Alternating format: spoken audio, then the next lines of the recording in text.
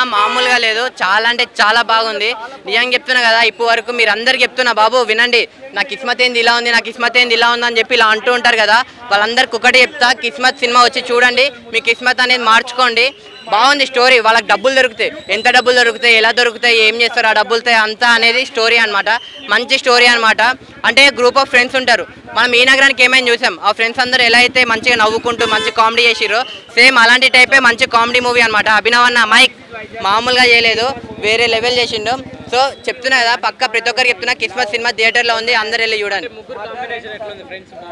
ముగ్గురు friends combination, BTech combination అవంతా నాకు చాలా బాగా నచ్చింది. సో మీరు చూడండి, మీకు నచ్చే సినిమా ఇది.